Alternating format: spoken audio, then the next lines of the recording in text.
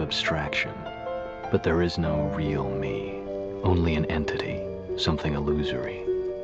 And though I can hide my cold gaze, and you can shake my hand and feel flesh gripping yours, and maybe you can even sense our lifestyles are probably comparable, I simply am not there.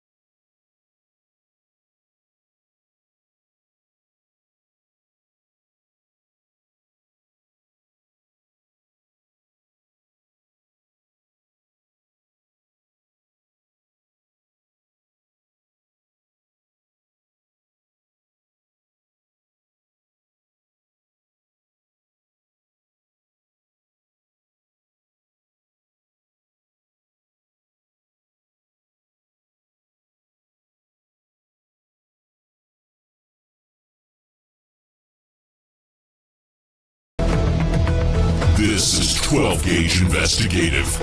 Let's jump in.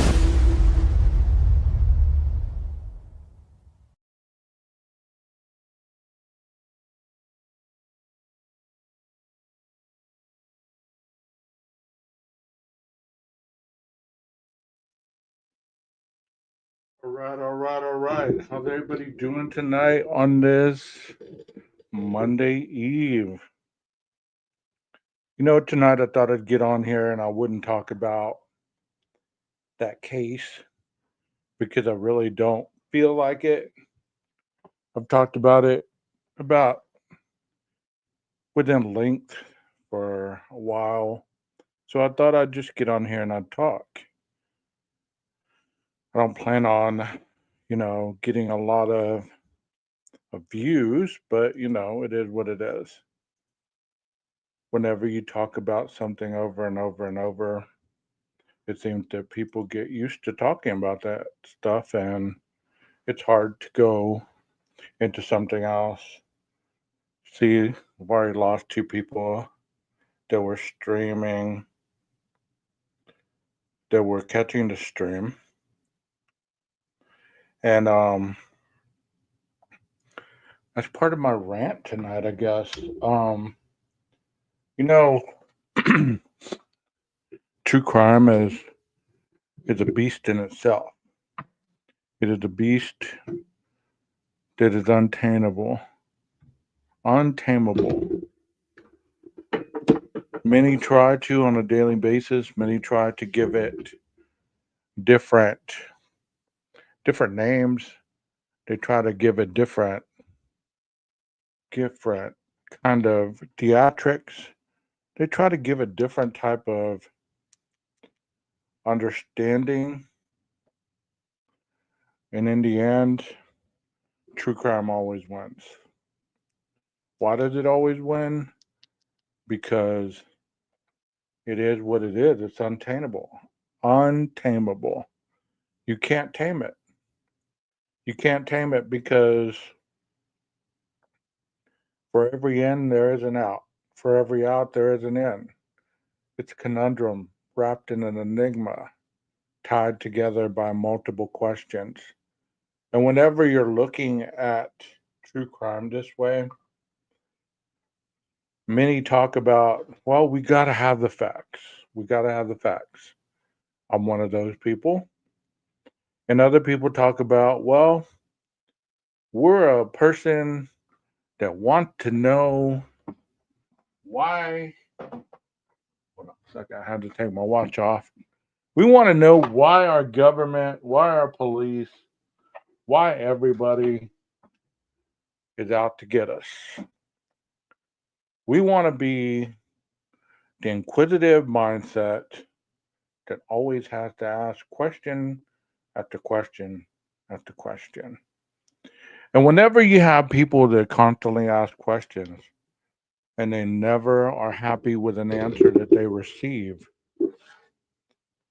there in itself become the problem. You say, hey, 12, how does that become a problem? It becomes a problem because those type of people, no matter what they ask for, you give it to them, they're never happy. They're never happy. You know, I've been hot and heavy on this Idaho 4 case, and I've been deep diving in it, multiple lives on it. I've had multiple different types of individuals on my panel trying to explain it, trying to understand it. And still, some of the explanations are not good enough for people. Hey, Brian, how you doing, buddy? Hey, Bianca, Rondi, how y'all doing?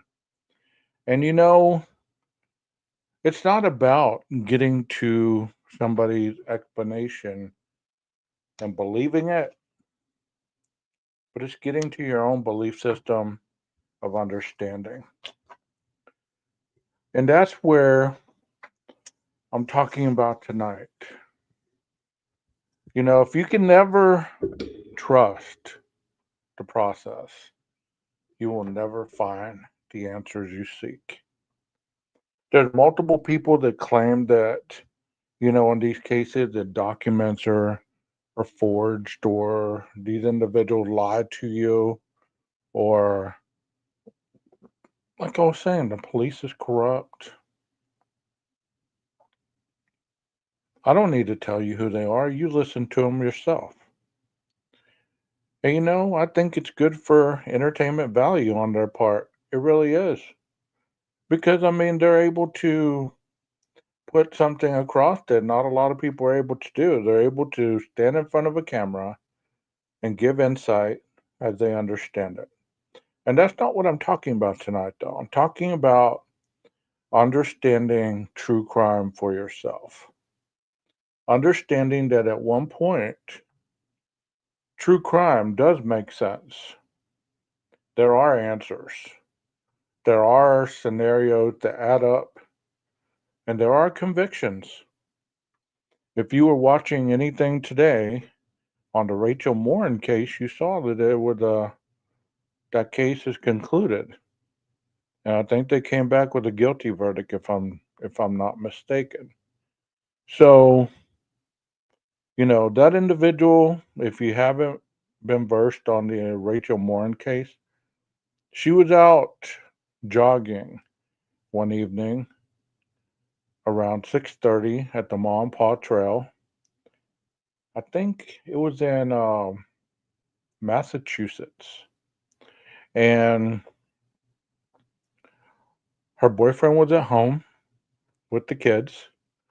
She was supposed to go out for a jog, come home, and they were gonna do about what they were gonna do in their evening stuff. Well, Rachel never came home. At about 10:30, the boyfriend tried to contact her, tried to call her, nothing. So he drove up there, saw Rachel's vehicle in the parking lot. No Rachel. I don't believe that he went down the trail. He's calling around, he's calling friends, he's calling families. And nothing. Nothing. And he ended up filing a missing persons report, I believe, the next morning. Multitudes of people were looking for Rachel. Many people knew her as she ran that Mom Paw trail quite often in the evenings. So they knew her. Some had probably even seen her. Well, this couple ended up by these tunnels and they found her body. It was naked. She was bludgeoned, and by her was a bloody rock slash boulder. Well, they called the police. You know, they did the investigation. They did all this. They ruled it a homicide. They did their investigation. The DNA led to a hit in Los Angeles. to a home invasion of an individual that was caught on a ring cam leaving the residence after assaulting one of the members in the house, and you could only see his back or side view. And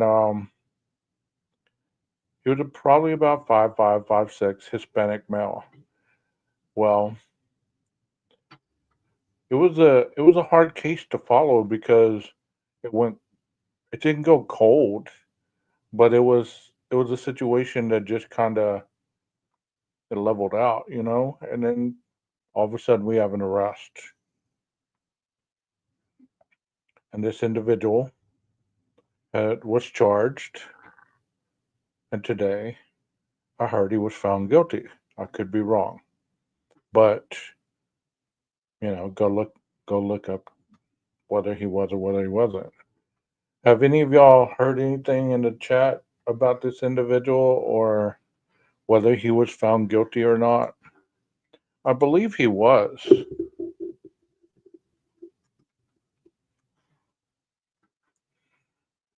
Okay, let me play this one right here.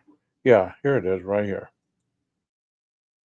Let me play this for you guys.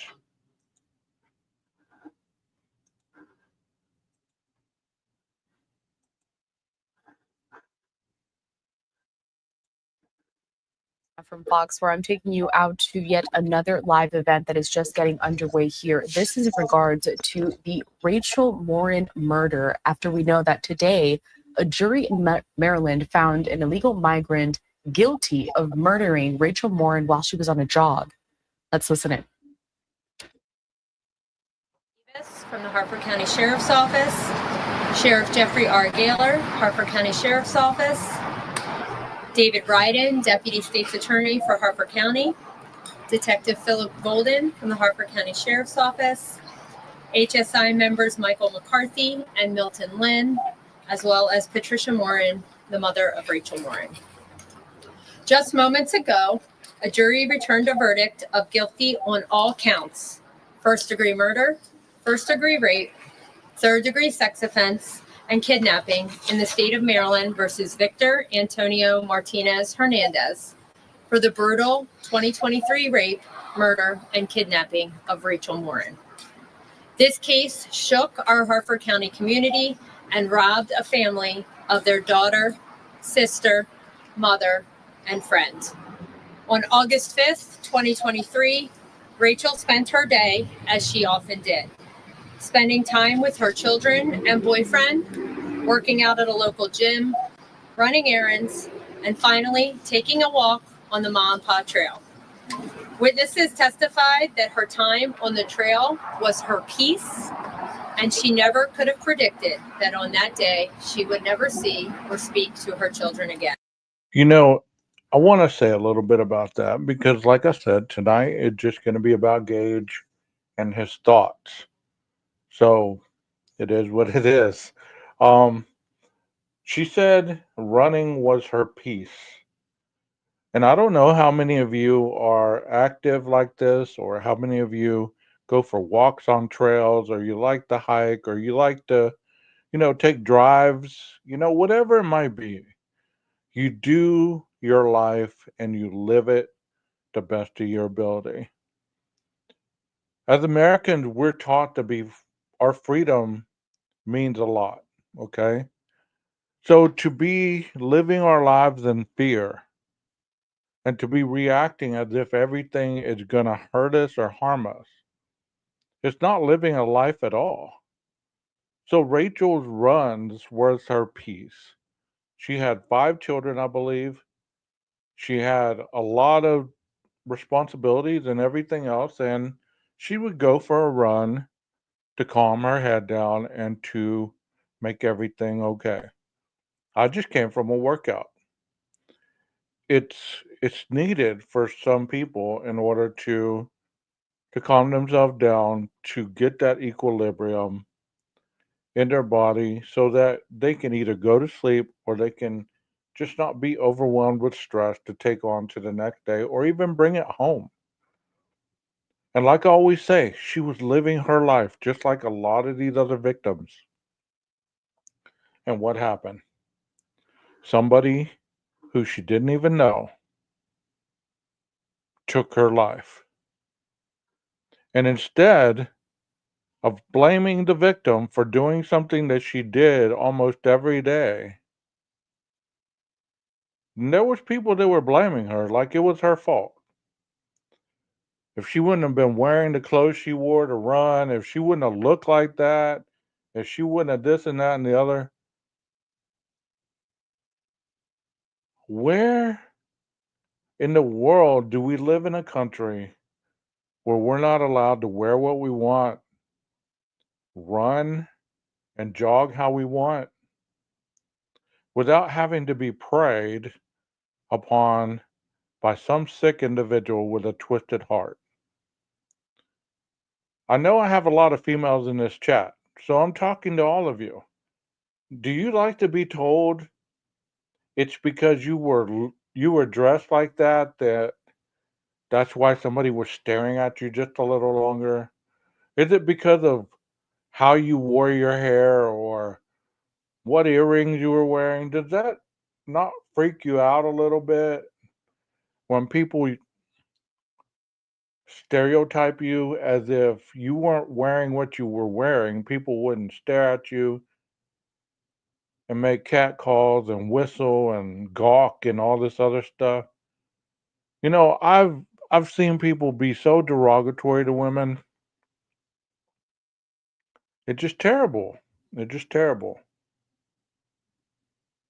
I will not wear a low cut top because of that. Okay, I got you. And you should be able to wear what you want. You should be able to wear what you want.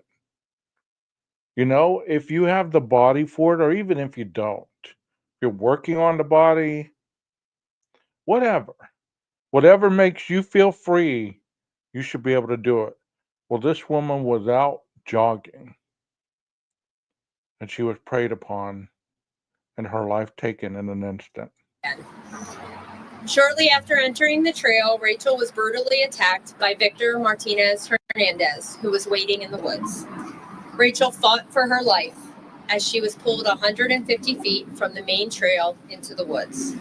This was shown by the health data contained on her phone and Apple Watch. Evidence presented at trial proved that once concealed in the drainage culverts just off the trail, she was viciously beaten, raped, and ultimately murdered at the hands of the defendant. DNA evidence recovered from various parts of Rachel's body matched the DNA of Victor Martinez Hernandez. Despite his claims that he had never been to Maryland, the state produced multiple witnesses and business records, proving that he was living and working in Bel Air at the time of the murder. Ultimately apprehended in Tulsa, Oklahoma, the defendant's phone was seized, examined, and found to contain multiple photos and screenshots of Rachel, Harford County News coverage relating to the murder investigation, and searches of her name. From the moment Rachel's body was found, my office has worked hand in hand with the Harford County Sheriff's Office on this case to ensure its successful prosecution. The incredible efforts of the Harford County Sheriff's Office, including Detective Golden, digital forensics examiners Waltemeyer and Marsh, Detective Wilsinski, Detective Smith, Captain Lean, and Sergeant Maddox should not go unmentioned, as their thorough investigation and tireless determination ultimately led to this defendant's apprehension and convictions. We would also like to thank all of our state, local, and federal partners that played a role in supporting the investigative efforts that spanned 10 months to bring this defendant to justice, specifically the Bel Air Police Department, the Tulsa Police Department, the Federal Bureau of Investigation, the Department of Homeland Security, and Immigration and Customs Enforcement. We also want to express thanks to the Maryland State Police Forensic Sciences Division for their significant contribution to this case with the DNA analysis. Finally, I would like to thank my co-counsel and Deputy State's Attorney, David Ryan, for his assistance in the prosecution of this case. I must also acknowledge the tremendous effort put forth by my staff from the moment Rachel's body was found and the countless hours spent preparing this case and the over 500 pieces of evidence for trial. At sentencing, the state intends to seek the maximum penalty allowable by law, which includes life without the possibility of parole on the first-degree murder, a life sentence on the first-degree rape, and additional years on the remaining charges. It is my sincere hope that today's verdict brings some peace and closure to the entire Morin family. While no verdict or sentence can ever bring Rachel back, I am proud of the work that was done to ensure that justice was served and that Victor Martinez Hernandez will never again be a threat to another woman in his lifetime. I'm now going to turn the mic over for remarks to Sheriff Gaylor and our federal partners, and I will take questions at the end. And you know, many people get upset with law enforcement. They get upset with forensic people that do forensic work. They get upset with investigators. They get upset with countless people who are working to keep people like this man off the streets. But they can't do it all. They can't do it all. And it makes their job even harder. I know a lot of people don't listen to what society says about them and their jobs. That's understandable. But you know what? You want people to be proud of what you do because it takes a lot to do what you're doing for society. That's why it's so hard to hear some of these other cases and the way people talk about law enforcement, the way they talk about the judicial people, the attorneys, the judges, how they just want to have their own viewpoint be relevant to change centuries of an institution that was founded by our founding fathers. You know, it just it just cracks me up how people want to change things, but they don't understand the general concept of the foundation.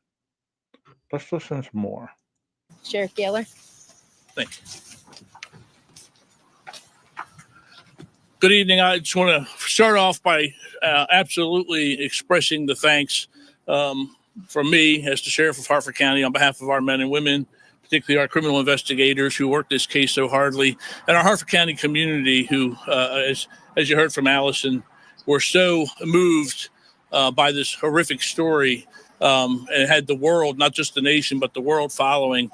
When Miss Healy says that they were there working this case side by side, she meant it. They were there from the outset at the crime scene along the trail, working alongside our people, hoping for this day, preparing for this day when we would put this person, this monster, in front of a jury and let the evidence speak for itself, which it has. And in record time, what seems like record time, 46 minutes deliberation, returned the just verdict. So I want to thank Ms. Healy and her incredible staff. We have a great working relationship, and there are some cases in a career that really test you, no matter what your role might be. And certainly her coming in as state's attorney 2.5 years ago, this is a lot of experience behind that. But as the individual sitting in the elected state's attorney's chair, she was presented with this super large case. She sat there with her co-counsel, Mr. Ryden, and prosecuted this case and got the just verdict. I would say just sentencing ahead, but we know Maryland did away with the death penalty, which I can't think of any case more appropriately fitting. And sadly, our legislature has decided otherwise.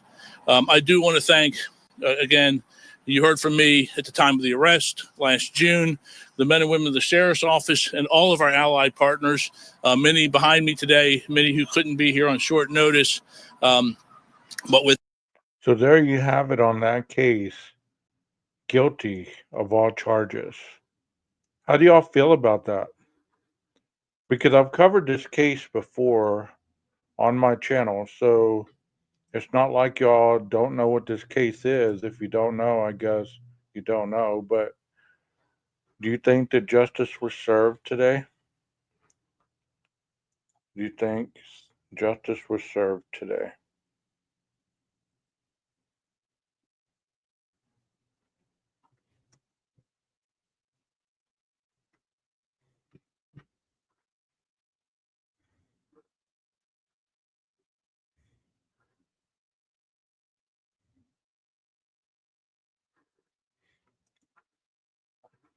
Rondi says yes.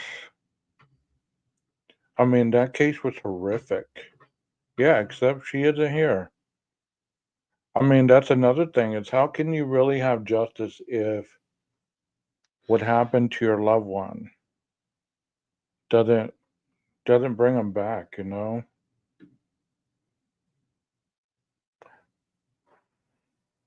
Well, I'll unprivate it, Bianca, and I'll put it back on my lives in my page, and maybe you could go check it out when you get a chance, because there's probably a couple of them.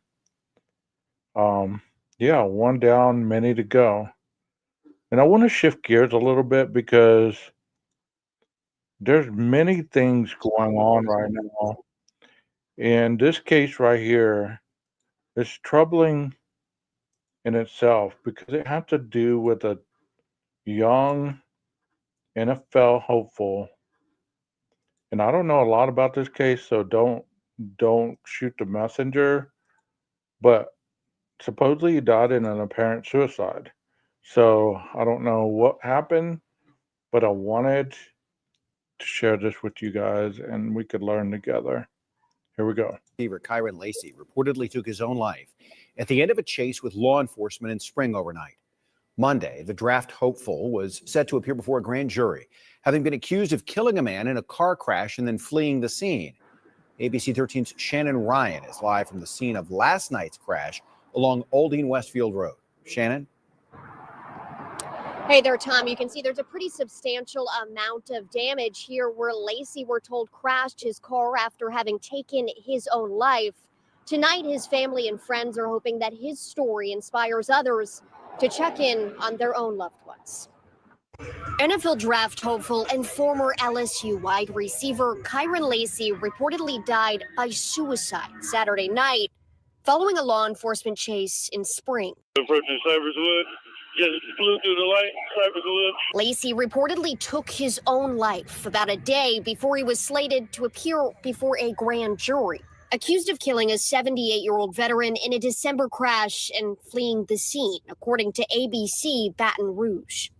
If we got a pursuit, hold the channel. In a statement, the Harris County Sheriff's Office said the Precinct 4 Constable's office was called to an address along FM 1960 just after 11 Saturday night, where Lacey had reportedly shot into the ground during an argument with a family member.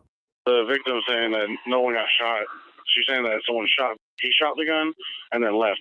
A deputy constable reportedly found Lacey driving about half an hour later and tried unsuccessfully to stop him, prompting a several-mile chase that ended here along Aldine Westfield, where HCSO says Lacey shot himself, then crashed. His father, Kenny Lacey, putting out this statement on Facebook, encouraging parents to check on their children's mental health.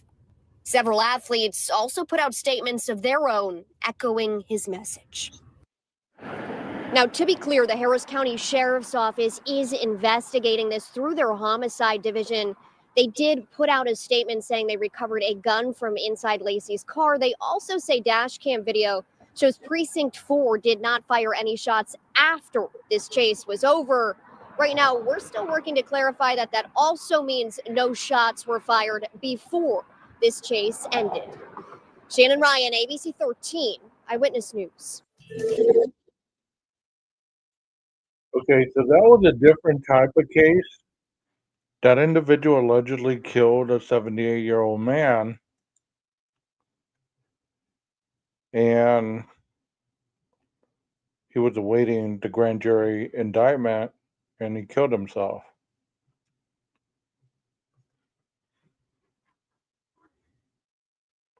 And let's see what this case is about. Hold on. This one is Samantha Murphy. It's been brought up in the chat, so let's see what Samantha Murphy is about. It's a case that baffled the Ballarat community, and almost a year on from Samantha Murphy's disappearance, locals remain desperate for answers. Friends and neighbours today held a vigil in her honour as police vow to do whatever it takes to find her body. Isabel Quinlan reports. A moment of silence for a beloved friend, mother and neighbour. It's been almost a year now since Samantha Murphy disappeared.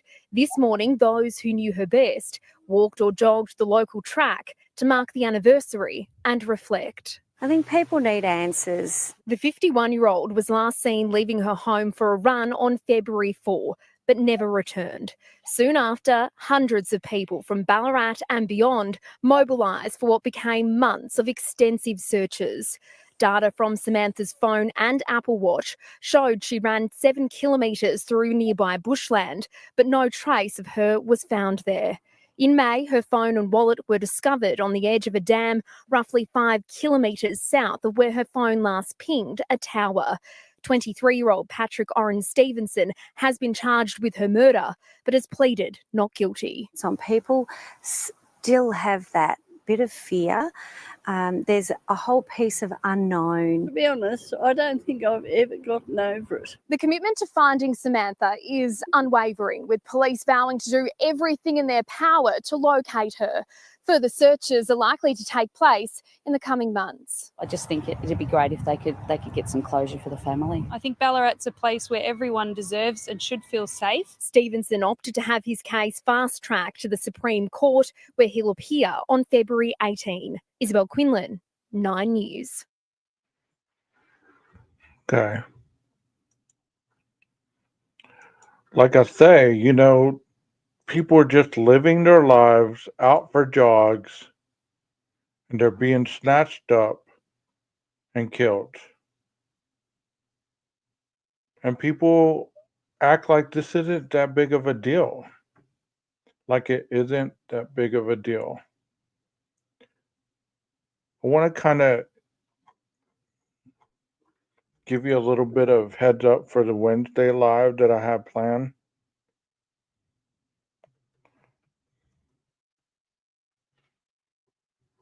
I'm gonna talk about Emily Pike. And I'm gonna go into detail a little bit because I'm still trying to learn about the case. So if you guys know about this case, please you're more than welcome to hop up on panel when I do this. Her name is Emily. What happened to Emily Pike? Pike? That is the question that has people scouring the forest where part of her remains were found. That search happening today just northeast of Globe. 12 News journalist Sean Bryce has joined those searches and is live with what their message is today. Sean? Yeah, Karibe, good evening to you. Today's search here northeast of Globe was as much symbolic as it was physical. 14-year-old Emily Pike's remains, specifically her torso, her head, and her legs, were all discovered right here behind me in this forest area just off Highway 60 back on February 14th. And the goal of today's search was to make her whole, specifically find her arms and her hands. I'm told that's a discovery that would bring some needed closure to Emily's family. Just to be here in presence, really. And it is my understanding, I'm not going to say a lot, but I'm going to say a little bit. That way, kind of, if you tune in on Wednesday, you'll remember what I'm going to talk about then, okay? You heard what he said, the goal to make her whole. And it is my understanding that is a religious thing in the indigenous community, that if you are dismembered, your body is not whole to pass through the river. So the fact that her hands were cut off, and I think her feet as well were cut off, but she was only 14 years old. And so they're looking for her parts so that they can make this little girl whole. And when you hear that in the indigenous community, that's what it means.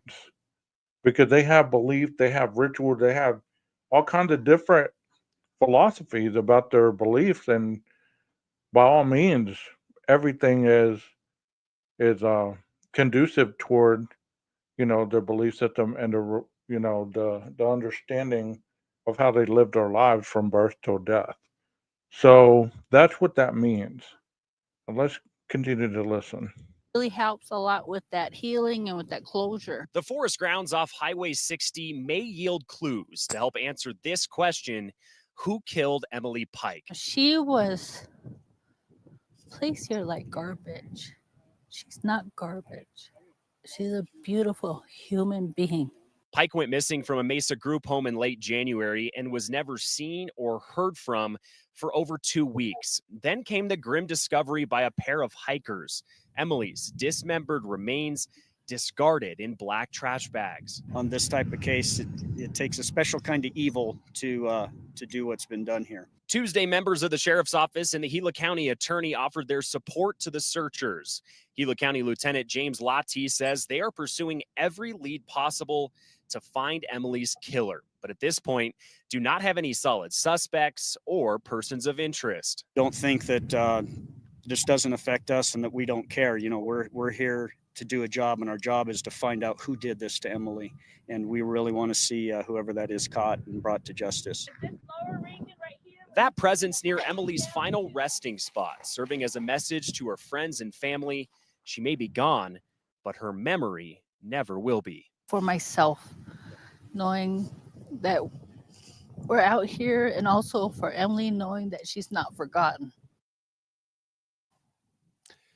Now, at this point in their investigation, the Gila County Sheriff's Office tells me their message to the public is simple: see something, say something. If anyone in the Mesa area saw Emily Pike between January 27th, when she was reported missing, and February 14th, when her remains were found here, they are urged to contact the Gila County Sheriff's Office. They tell me at this point, any additional leads they receive will bring them one step closer to finding Emily's killer. That is so true. See something, say something, you know? And like I always say, it doesn't matter what it is that you see on anything that looks suspicious. You could be saving someone's life. And these precious seconds that we understand can help these individuals potentially rid from their captors. I'm gonna the missing and native hope, because this is a community that doesn't get enough exposure. It doesn't. You saw the red handprint, and I didn't know what that meant until today. Somebody educated me on that. The red handprint is a movement of the indigenous women and children that are being killed at a record pace. Sorry about that. Friends whose relatives have disappeared. I've had friends whose moms and grandmas have disappeared. And it's just been such a big epidemic. As a woman, you look out for, yourself and other women.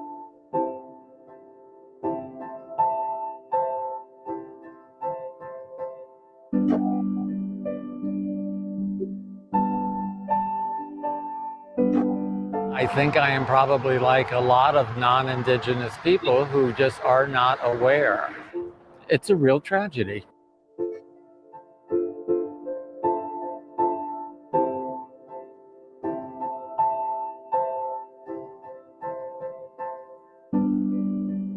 It's really important that we all... Murder is the leading cause of death in the indigenous community. That is sad. Get educated about MMIW, and once everybody knows about the issue, then we can start preparing to design relevant and applicable solutions to address the problem.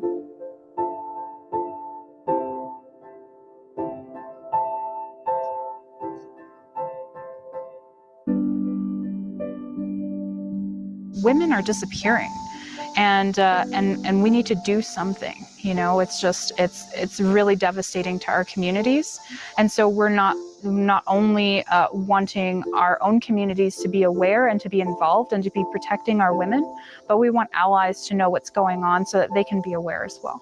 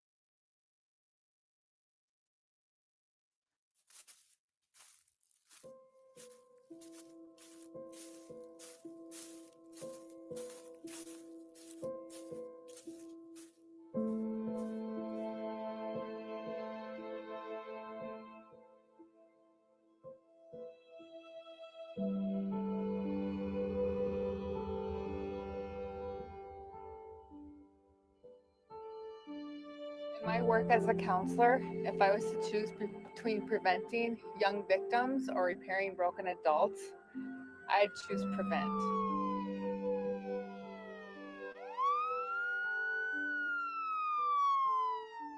Sex trafficking.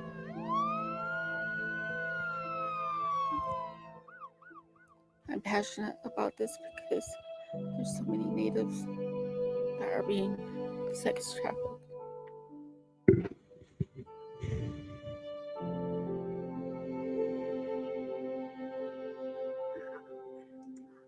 And this is in South Dakota. It says, according to the Human Trafficking Institute, South Dakota ranks 11th in human trafficking despite ranking 47th in population.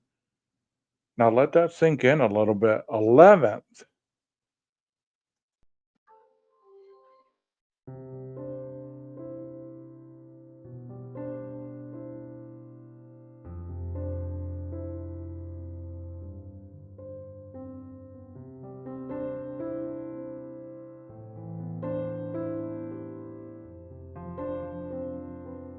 The victims of this heinous crime are unknowingly trapped. People selling their own children, people on the street corners looking for people.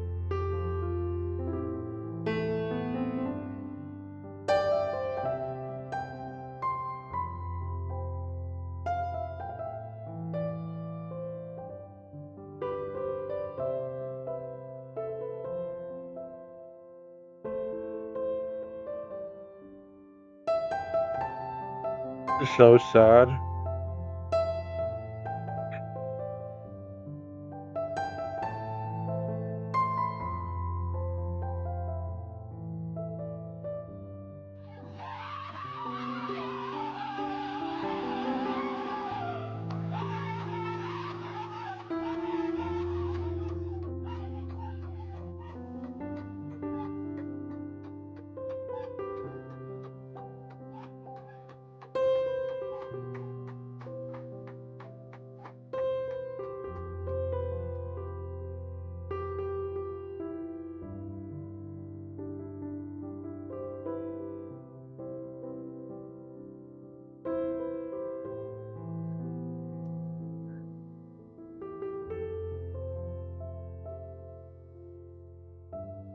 That is so true.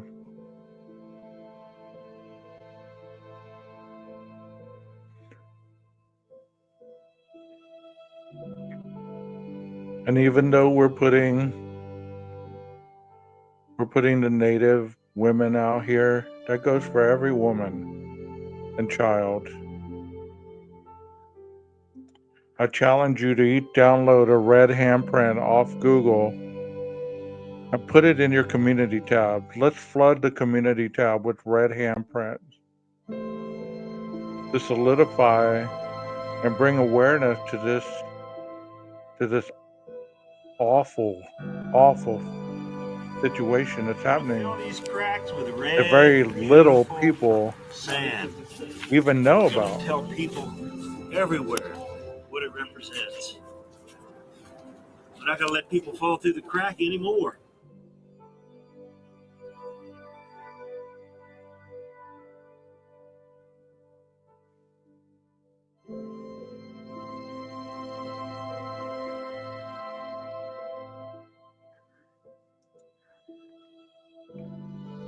I challenge you, go to the Google page and download a red handprint. Let me see if I can find one to show you.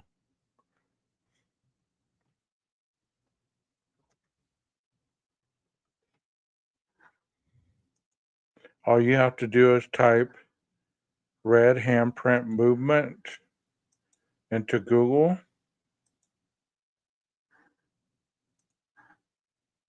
and any of these will come up. any of these.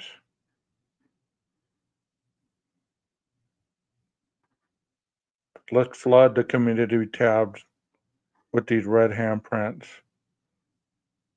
Let's give the Indigenous women and children that have lost their lives or are still missing, let's give them a voice. Because so many don't have a voice. Go download one of these. All you have to do is left click it, right click it, save image, and then push save. And then when you get to the community tab, you just add it. I think I'm going to download this one.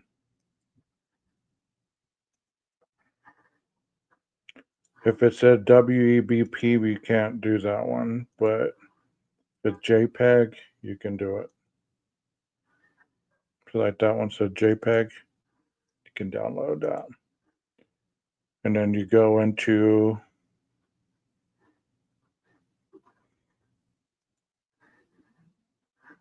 YouTube, and I'll show you how to do it.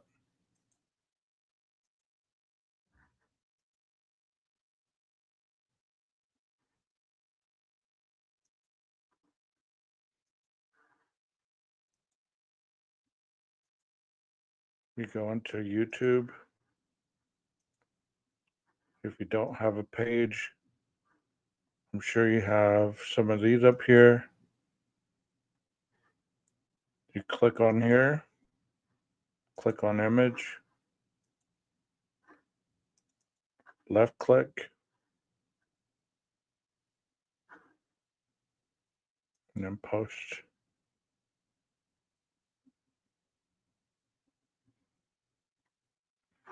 If anybody knows or follows this movement, they know exactly what that's about.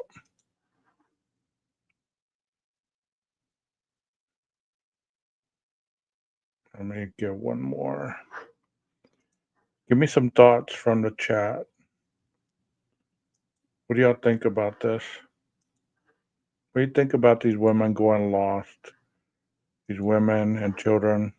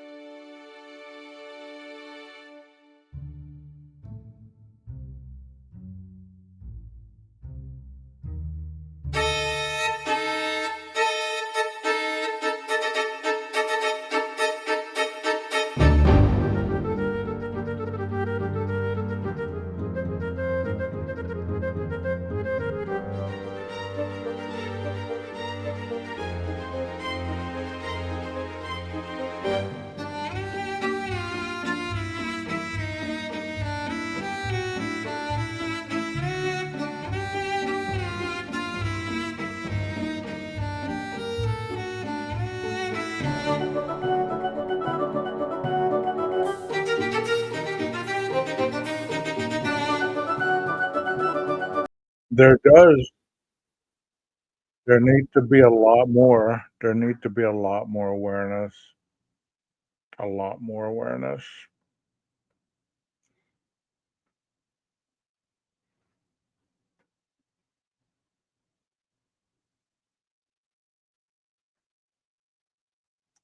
Let me play this one.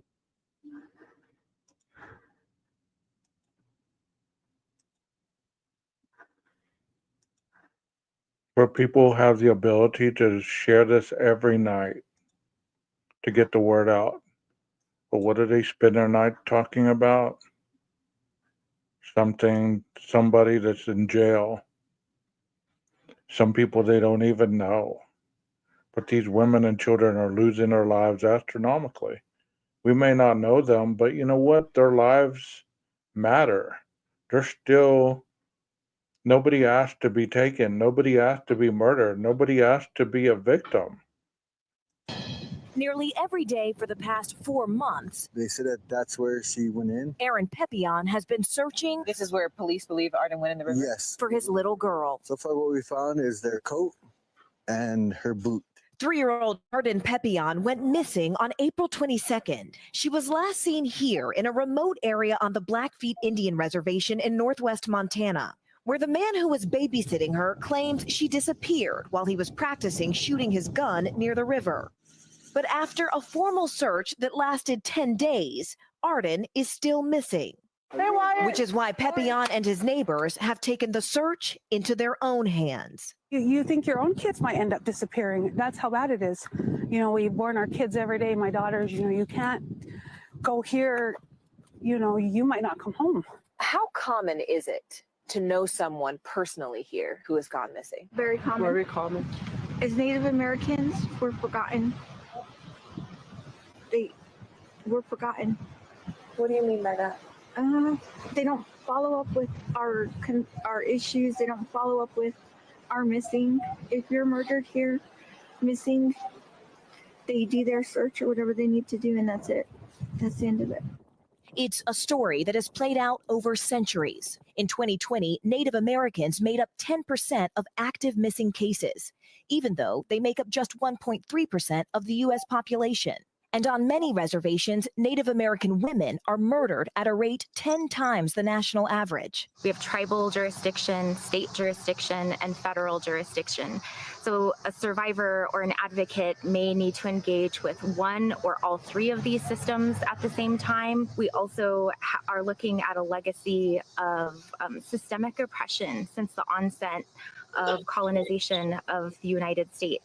Now, the federal government is taking steps to change that, creating the first missing and murdered unit formed at the federal level, launched by the nation's first Native American Secretary of the Interior, Deb Haaland. This is a crisis that's been happening in our country since colonization, and it's never gotten the attention, the funding, the care that it's needed.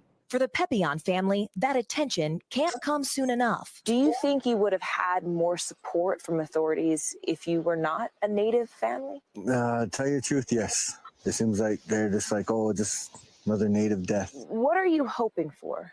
I'm hoping to find her one way or another. In the end, justice, because she was just our baby. Justice for so many families like theirs. 3 years old went missing. 3 years old. There's a lot of them. There's a lot of things that happen every day that nobody cares about. Nobody gives any kind of credence to. It's almost like, what can I do? What can I do? Oh, I can get on here and speak for hours and hours and hours on bull jive.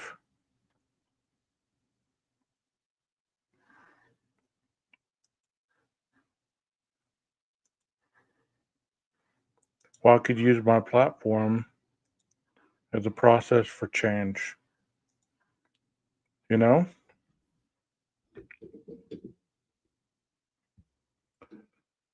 We recently found a man's foot by our sign here in our town.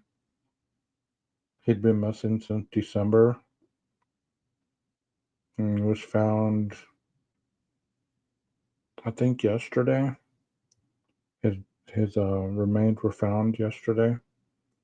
And I think he died of natural causes. But still,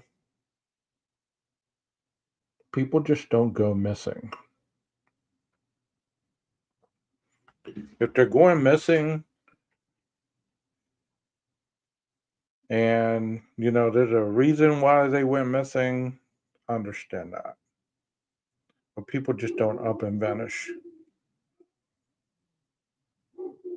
I have a friend who has a son who went to prison.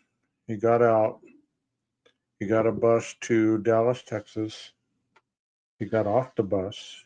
was going to take another bus to Austin and then to San Angelo. Well, once he got to Dallas, he was never seen again. I did a story on him a while back.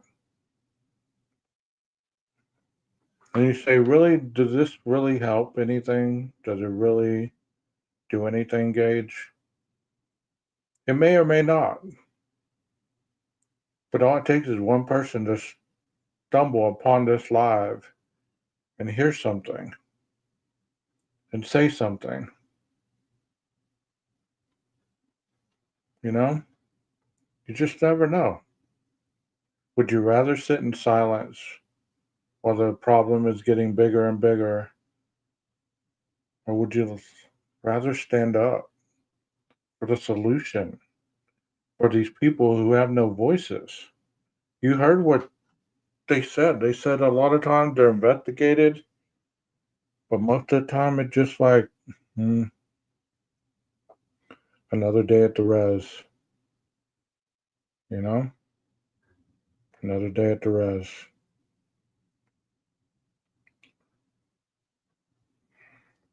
I have a little bit of Indian in me. I'm not quite sure what, but I'm not really. I can't even sit up here and lie to you and tell you that I'm even that educated on what celebrations or anything about that part of me because I can't tell you that. But I know my grandma was. She had a lot of Indian in her as well, and I think it's mostly Apache. I'm not sure. It could be Comanche. It could be something like that because she was born in this part of the state. So you just never know. But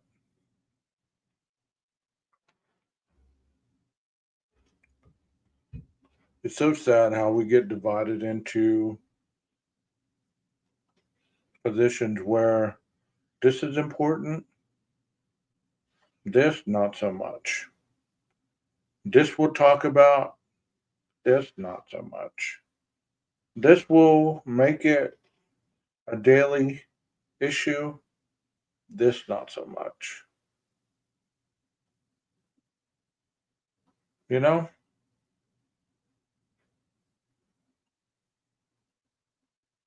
Oh, I didn't know that, PKC. That's awesome to know. I'm sure you're quite versed in these stories that we're talking about. Yeah, I'm not Cherokee. If I would claim anything, it would be Apache. You know what I mean? But anyways, we just went through a full moon, and if you're feeling a little off today, or when you replay this, do understand that the tide goes out, the tide comes in. So the tide is coming in. So if you have any chemical imbalance whatsoever and you've had a rough day, hang in there. You got one more day to go through this and then it's back to normal. Bianca says, really just a convict. I really just a convict. Hey Jeff H, how you doing, buddy? You know,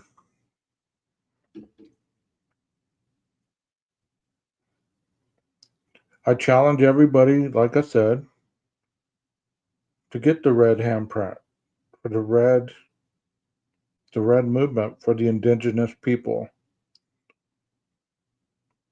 We need to get the word out.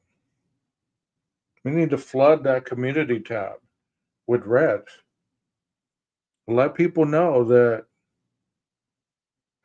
these individuals are being swept up. And it doesn't matter how old they are. They're being taken from their families. Never heard from again.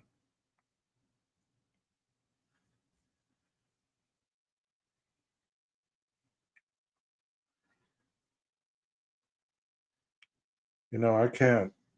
I'm not the moral compass of YouTube, and I can't force you to do anything. Yes, we do. We need a red hand emoji. I think there's a pink hand, but I think that's the closest to red that you can get. That'd be awesome if there was a red hand. There's a big old pink glove. It's kind of like this, I think.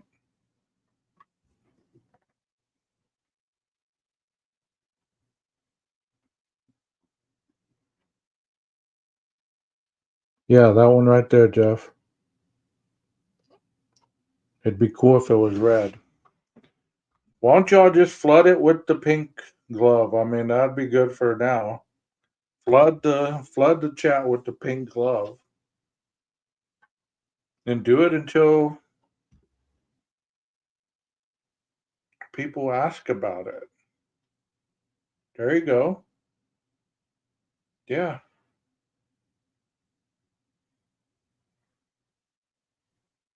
Flood all YouTube with the red glove. I mean the red hand across the face.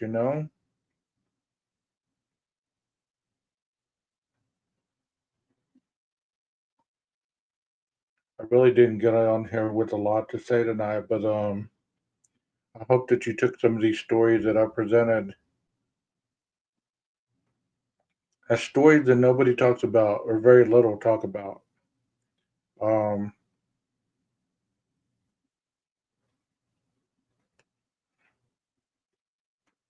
Cherokee Indian here. Great great grandmother was 100% Cherokee who walked on the Trail of Tears. I've been following this for about 5 years now.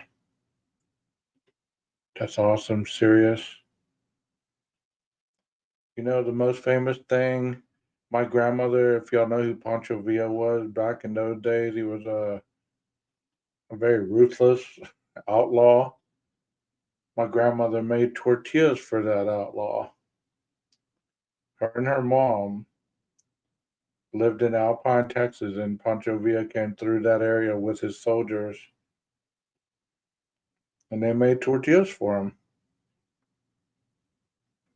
I thought that was pretty cool.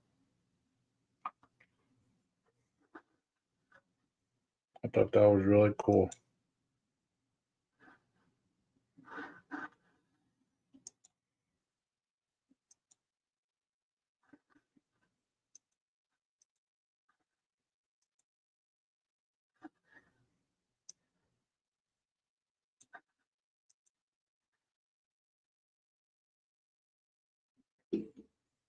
There's my contribution right there.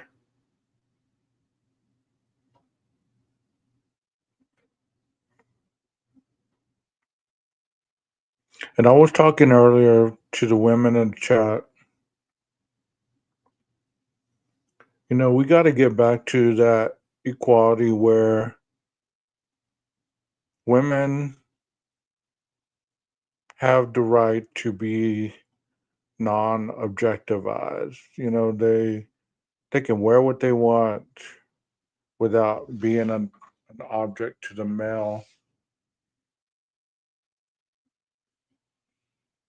We're human beings. I understand that.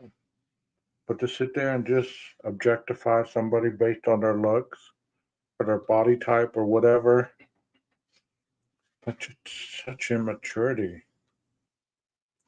And I hear that all the time on these YouTube streets. You got grown ass men talking about women as if they're just something to look at. They don't have any kind of significance other than that.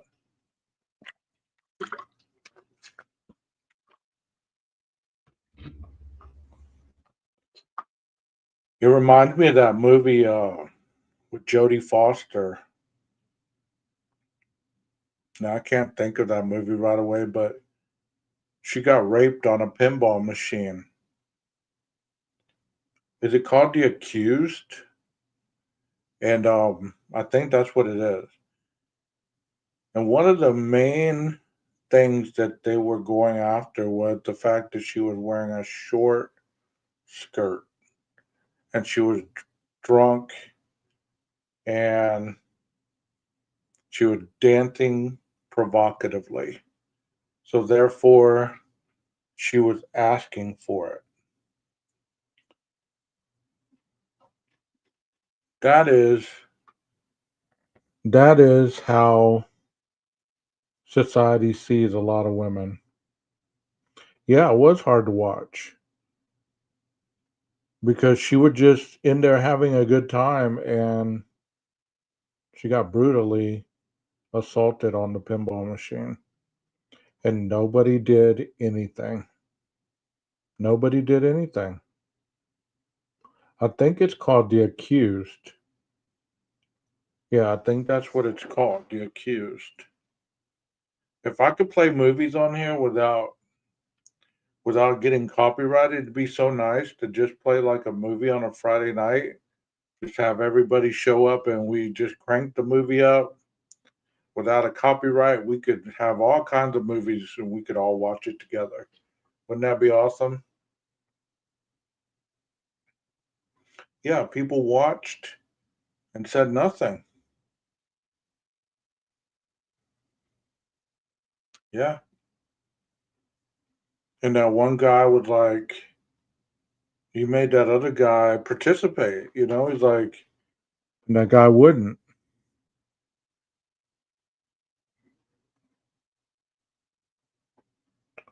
But unfortunately, as a society, this is a society we still live in. And there's a lot of young boys that are being raised with this type of mentality that women aren't anything but objects.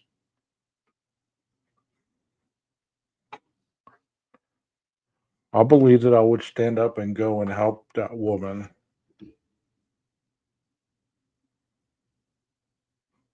It'd be hard to fight that many people, but just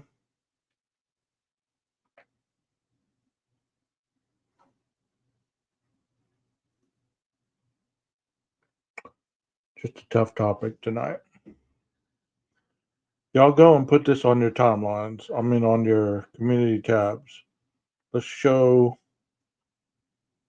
the indigenous community that we stand behind them. I hope you guys have enjoyed tonight's show. I'm getting a little tired. Full moon really got me. I mean, today was a long day. It was a long day. A lot of stuff going on. Spent the morning in court. Transporting just really threw me off on my day, so it was a long day. Hopefully tomorrow will be better. You guys remember to take care of each other, take care of your families, and try to do the best you can for what you believe in. And let's stand up for those that can't stand up for themselves and give them a voice. Until next time, Maestro, cue that music.